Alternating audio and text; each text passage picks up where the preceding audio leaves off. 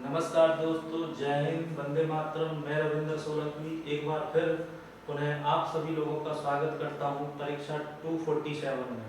दोस्तों, जैसा कि आप देख रहे होंगे स्क्रीन पे, आज हम स्टार्ट करेंगे इंडियन हिस्ट्री। इंडियन हिस्ट्री यानी कि भारत का इतिहास। भारत का इतिहास। भारत का इतिहास।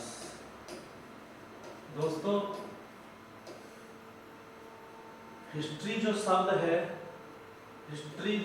है यूनानी शब्द या ग्रीक वर्ड से बना है हिस्टोरिया।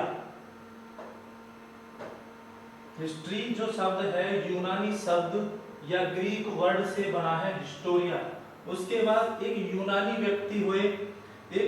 व्यक्ति जिनका नाम हेरोडोटस था और उनकी एक पुस्तक थी जिसका नाम था हिस्टोरिका, जिसमें उन्होंने हमें यह बताया कि अतीत में क्या क्या घटनाएं हुई उनके बारे में। हेरोडोटस नाम के जो व्यक्ति थे उन्होंने अपनी हिस्टोरिका नामक पुस्तक में अतीत की घटनाओं का वर्णन किया, इसीलिए हेरोडोटस को ही इतिहास का पिता कहते हैं। उसके बाद दोस्तों आती है हमारी मेन जो चीज आती है भारत के इतिहास में, कि भारत का जो इतिहास है वो 3 पार्टों में डिवाइड है। पहला है प्राचीन भारत, दूसरा है मध्यकालीन भारत और तीसरा है आधुनिक भारत। दोस्तों, पहले जो प्राचीन भारत की समय अवधि है वो अनिश्चित कालीन से 712 ईस्वी तक है। दूसरा जो हमारा पार्ट है वो है मध्यकालीन भारत, उसकी समय अवधि है 712 ईस्वी से 1707 ईस्वी तक। दोस्तों, तीसरा जो हमारा पार्ट है वो है आधुनिक भारत, जिसकी समय अवधि है 1707 से 1947 ईस्वी तक। दोस्तों, प्राचीन भारत की अगर मैं बात करूं तो इसमें हम पढ़ेंगे भारत में हिंदू शासन। और मैं अगर बात करूं मध्यकालीन भारत की तो इसमें हम पढ़ेंगे भारत में मुस्लिम शासन। और तीसरा आता है हमारा आधुनिक भारत, उसमें हम करेंगे भारत में ब्रिटिश शासन।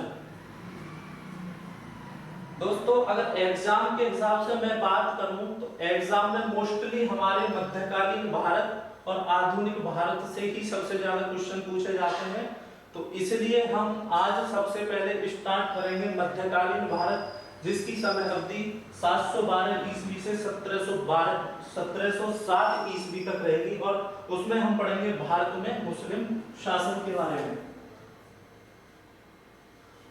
तो हमारा पहला जो टॉपिक होता है वो होता है मध्यकालीन भारत।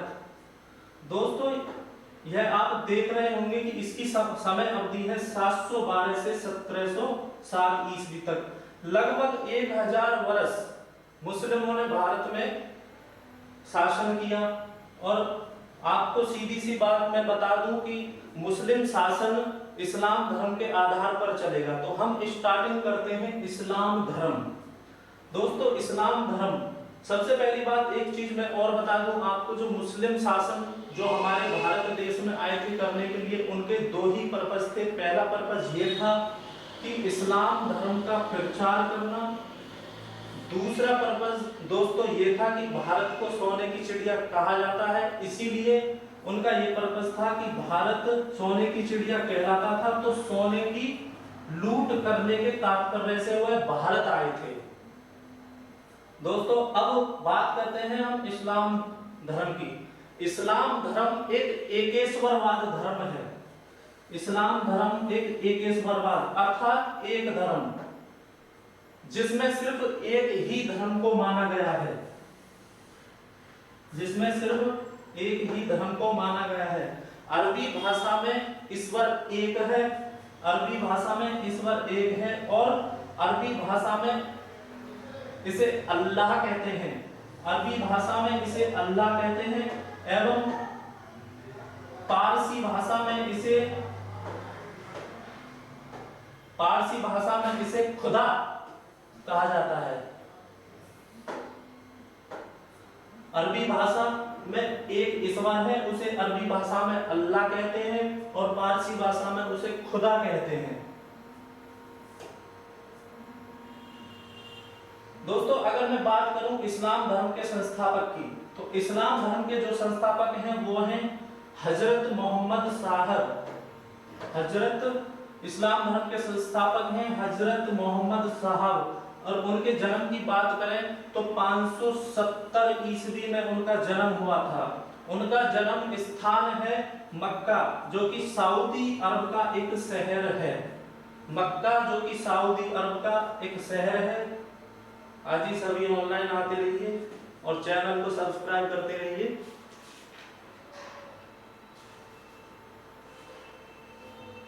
चैनल को सब्सक्राइब करते रहिए।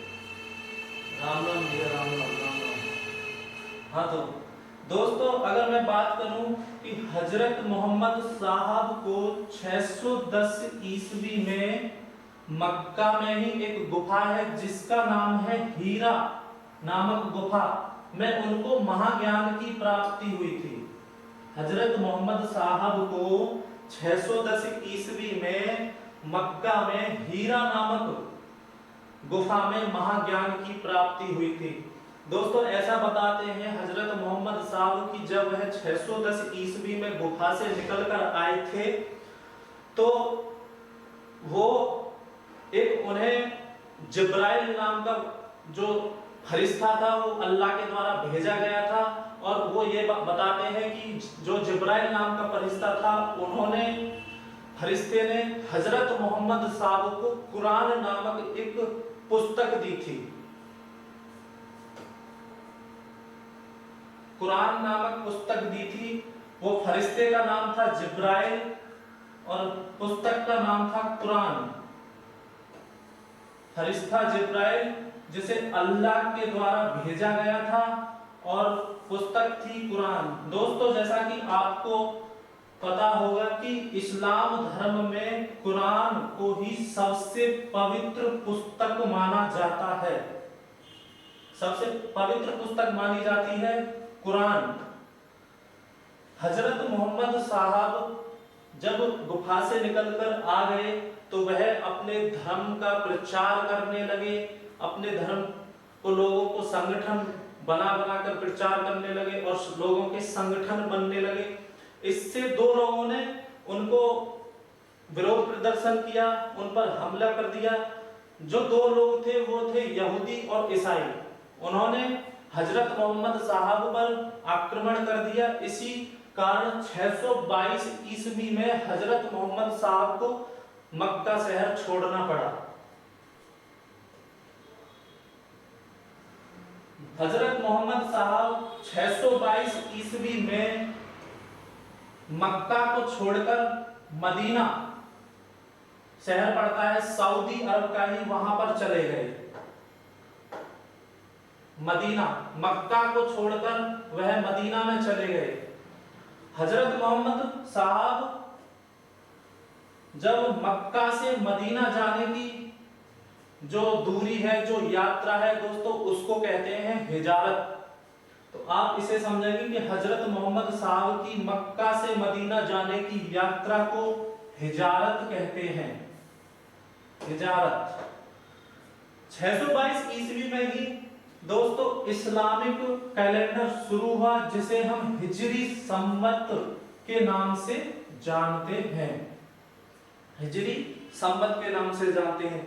दोस्तों अब अगर हम वर्तमान समय में 2020 की बात करें तो गोरियन कैलेंडर के हिसाब से हम 2020 की बात करते हैं।